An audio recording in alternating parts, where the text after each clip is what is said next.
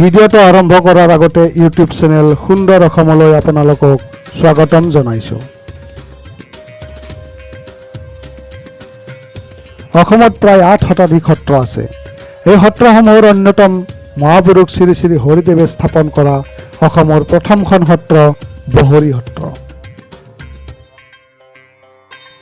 বৰপেটা জিলাৰ অন্তৰ্গত বহৰী গাঁৱত অৱস্থিত সত্ৰখন ব্ৰহ্মপুত্ৰ নদীৰ পৰা প্ৰায় 200 মিটাৰ নিলগত আছে। 1453 খ্ৰীষ্টাব্দত স্থাপিত সত্ৰখনৰ আজিৰ পৰিৱেশ কেনেকুৱা দেখুৱাবলৈ এই ভিডিঅ'টোৰ জৰিয়তে চেষ্টা কৰিছোঁ।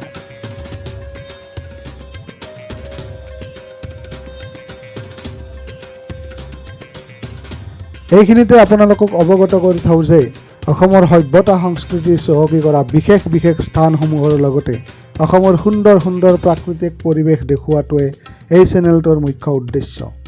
সেয়েহে আপোনালোকে মোৰ চেনেলটো ছাবস্ক্ৰাইব কৰক আৰু কাষত থকা বেল আইকনটো টিপি দিয়ক যাতে মোৰ ভিডিঅ'সমূহ সৰ্বপ্ৰথমে আপুনি চাব পাৰে। তেনেহ'লে বলক আজি বহৰী সত্ৰলৈ।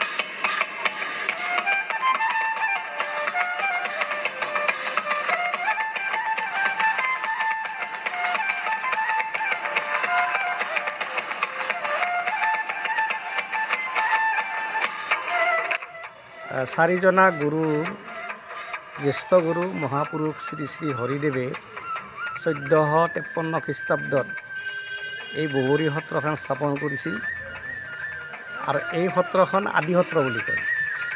যেতিয়া অসমত কোনো সত্ৰ নাছিল, মহাপুৰুষ শ্ৰী শ্ৰী হৰিদেৱে 1453 খ্ৰীষ্টাব্দত এই সত্ৰখন স্থাপন কৰিছিল। এতিয়া ইয়াৰ বৰ্তমান সময় কিমান হ'ল যে 568 বছৰ বৰ্তমান এই সত্ৰখন স্থাপন কৰা হ'ল। আৰু ইয়াত আমাৰ তেখেতে গণতান্ত্ৰিক পদ্ধতিৰে এটা আমাৰ সত্ৰ পৰিচালনা কৰাৰ কাৰণে আমাক নিৰ্দেশ দিছিল আৰু সেইমতে আমি গণতান্ত্ৰিক পদ্ধতিৰে সত্ৰখন পৰিচালিত হয়।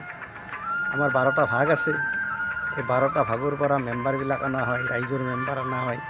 আনি মাত্ৰ আমাৰ ইয়াৰে আমি কমিটিখন কৰি লওঁ, এবছৰীয়া কমিটি। আৰু এই এবছৰীয়া কমিটিত এই কমিটিখনত এজন সভাপতি থাকে, এজন উপসভাপতি থাকে, এজন মজুমদাৰ থাকে আৰু এজন গ্ৰামোন্নয়নৰ সম্পাদক থাকে। এই 4জন বিষয়ববীয়া থাকে। তেওঁলোকে ইয়াত যিবিলাক অনুষ্ঠান হয়, ইয়াৰ যিবিলাক সত্ৰখন উন্নয়ন হয়, সেইবিলাক এটা বছৰত তেওঁলোকে পৰিচালনা কৰে। আৰু মহাপুৰুষ শ্ৰী শ্ৰী হৰিদেৱে আজি প্ৰায় 500 বছৰ পূৰ্বে মহিলাবিলাকক অধিকাৰ দিছিল। যেনেকৈ তেওঁৰ ছোৱালী আই ভুৱনেশ্বৰীক মানেৰি সত্ৰৰ সত্ৰাধিকাৰী পাতিছিল। গতিকে এটি ইতিহাস কোনো মহাপুৰুষে এতিয়ালৈকে আমাৰ মহিলাবিলাকক যিটো স্থান দিব লাগে সেই স্থানটো দিয়া নাই। যেনেকৈ বৰপেটা সত্ৰত এতিয়াও মহিলাক প্ৰৱেশ কৰিব দিয়া নাই, কিন্তু মহাপুৰুষ শ্ৰী শ্ৰী হৰিদেৱে সত্ৰাধিকাৰী পাতিছিল আৰু আমাৰ ইয়াত কোনো ধৰণৰ বিভেদভাৱ নাই, মহিলাবিলাকে প্ৰৱেশ কৰিব লাগে। আৰু ইয়াত 5টা প্ৰসংগ হয়। যেনেকৈ কেউলা আছে, ভকত আছে, ভকতসকলে গোপিনীসকল আছে, আমাৰ ধৰ্মদূতবিলাক আছে, 5টা প্ৰসংগ হয়।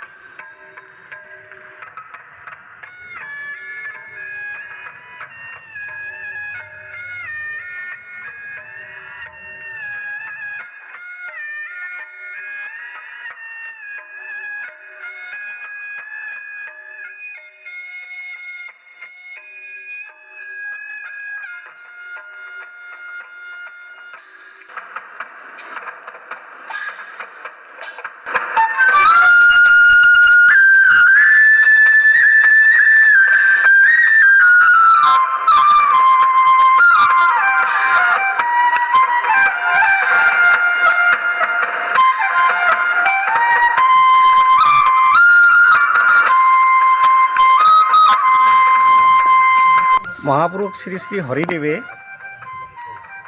553 খ্ৰীষ্টাব্দতে তেওঁ যেতিয়া বহৰী সত্ৰখন স্থাপন কৰিছিল তেতিয়া নিজ হাতেৰে তেওঁ এগছি বন্তি প্ৰজ্বলন কৰিছিল, যাক আমি অক্ষবন্তি বুলি কওঁ। 568 বছৰে এতিয়ালৈকে বন্তিখন প্ৰজ্বলিত হৈ আছে। আৰু এই বন্তি প্ৰজ্বলন হোৱাৰ কিছুমান নিয়ম আছে। আৰু আমাৰ ইয়াত প্ৰায় কিবাকিবি 1500 ফেমিলি আছে টোটেল। তাৰে ভিতৰত আমাৰ ভাগৰ 9.5 মান আমাৰ ভাগৰ সদস্য আছে। আৰু সদস্য প্ৰতি ঘৰৰ মানুহে আধা লিটাৰকৈ এই বন্তি প্ৰজ্বলনৰ কাৰণে প্ৰতি মাহে দি থাকে। গতিকে এটা বছৰে কমপ্লিট, বহাগ জেঠ আহাৰ শাওণ এই মাহকেইটাত তাৰমানে প্ৰত্যেক মাহতে প্ৰত্যেকগিৰি ভাগৰ মানুহে ইয়াত মানে বন্তিখন প্ৰজ্বলিত হৈ থকাৰ কাৰণে আধা লিটাৰ কৰি মিঠাতেল দি থাকে।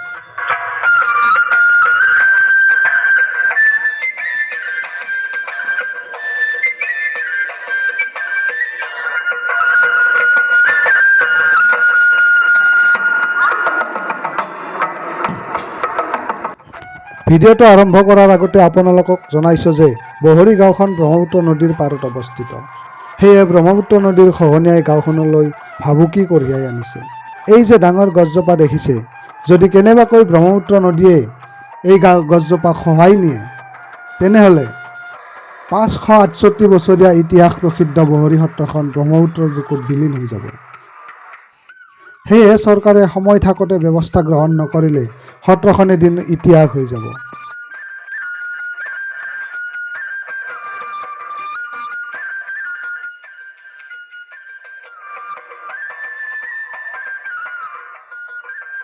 মোৰ এই ভিডিঅ'টো কেনে লাগিল নিশ্চয় কমেণ্ট কৰি জনাব।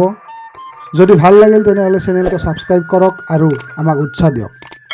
পুনৰ এটা নতুন ভিডিঅ'ৰে আপোনালোকক লগ পোৱাৰ আশাৰে ধন্যবাদ।